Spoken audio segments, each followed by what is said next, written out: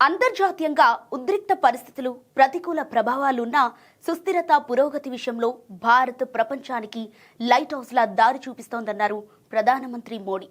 ముంబైలో జరుగుతున్న maritime week 2025 leader సదస్సులో పాల్గొన్న మోడీ భారత సముద్రయాన రంగం అత్యధిక వేగంగా గతంలో ఎన్నడూ లేని విధంగా దూసుకెళ్తోందని చెప్పారు. బ్రిటిష్ కాలం నాటి నౌకాయాన చట్టాలను రద్దు చేసి 21వ శతాబ్దానికి అనుగుణంగా మ్యారిటైమ్ సెక్టార్లో అనేక సంస్కరణలు ప్రవేశపెట్టామని గుర్తు చేశారు. దేశ అభివృద్ధికి మ్యారిటైమ్ రంగం చోదక శక్తిగా మారిందని, గణనీయమైన పురోగతి సాధించే దిశగా విప్లవాత్మకమైన నిర్ణయాలు తీసుకుంటున్నట్టు చెప్పారు.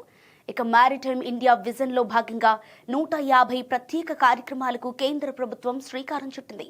ఓడరేవులు, వాటి నిర్వహణకు సంబంధించి జాతీయ, అంతర్జాతీయ సంస్థలతో ఒప్పందాలు కుదుర్చుకుంది. 2016లో మొదటిసారిగా ఇండియా మ్యారిటైమ్ వీక్ గా ప్రారంభమైన ఈ సదస్సు ఈ ఏడాది అంతర్జాతీయ స్థాయికి ఎదిగింది. 85 దేశాల నుంచి ప్రతినిధులు హాజరవడంపై ప్రధాని మోడీ హర్షం వ్యక్తం చేశారు.